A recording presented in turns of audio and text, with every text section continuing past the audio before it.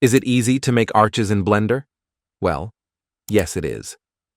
Today we will go through two basic methods in making arches using simple steps, so like the video before we jump into this.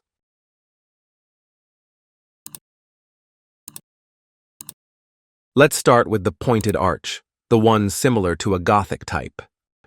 To do that, you can go with a NURB circle from the Add Curve menu, then from the top, go into Edit mode and try to push it in from the mid with the scale. Then we can sharpen the top by moving the top mid vertices until you get something suitable.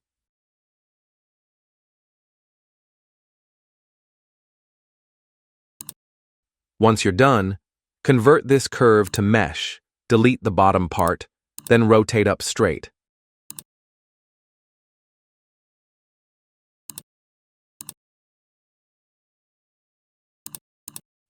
What we need to do now is extrude this to make it a surface along whatever axis you're standing on. Then we can use the mirror modifier on this and make it cross with it by rotating the origin from the option tab at top right with 45 degree. It's 45 because the mirror is used, so it will be 90 at the end. Then we proceed with the mirror bisect on the same axis to get this shape at the end. You can now apply the mirror modifier, then delete the closed part of this shape, so just select everything beyond the top edge and delete those faces.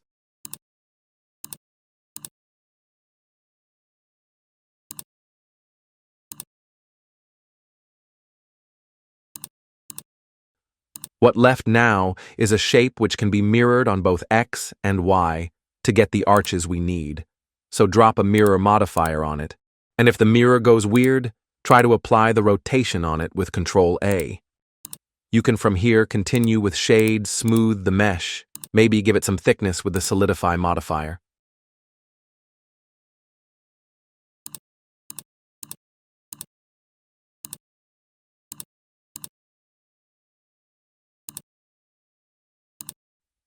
To add some details on the arches, you can select some of the edges there, then Shift D to copy them, and hit P to separate it from the arch.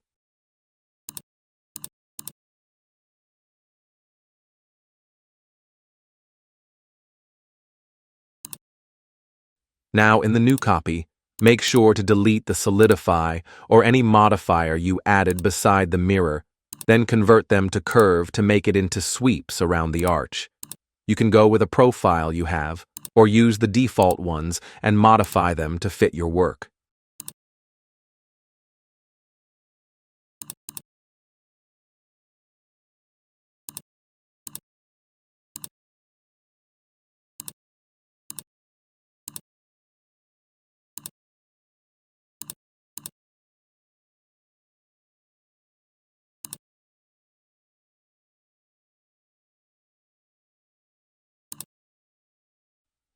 The other way to make the same thing is to go with a mesh circle. So let's add one. Make the vertices number on it 24, and you will know why later, and rotate it by 90 to make it straight up. Now from the front view, we only need the part from this point to this point, so delete the rest. Then we can from top view, move it down in edit mode while holding Control. The distance is not important, because we will add a mirror on it, rotate the origin by 45 so the mirror copy cross at the bottom point of the main one, and you will get something like this. That's why, if the distance is not matching, you can move it around in edit mode to make it fit. Another mesh circle with the same vertex count is needed. Add it and snap it to the same height as the ones we have, to leave only an arc connecting the top 2 points. We can make a space between those 3 parts by moving the top arc vertically, then push down the mirror in edit mode on the same axis we moved it first, with a distance of 0.1, but that's changeable up to the way you want it. What you need to do now is applying the mirror, joining all the parts together with Ctrl J. After that, in edit mode, select any 2 edges like those ones and hit F to make a face, then highlight this edge and spam F again to generate faces, and repeat the process from all sides to make the shape. What remained in the mid is the gap with 2 edges at the top and 1 at bottom.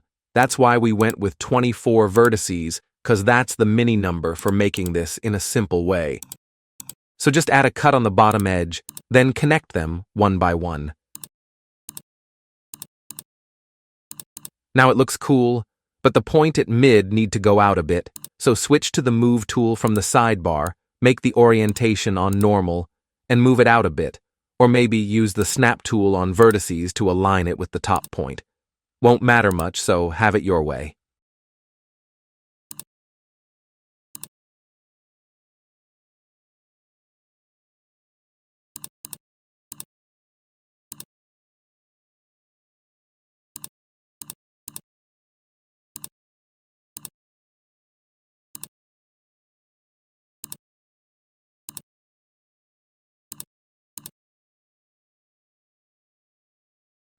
The rest is the same as before.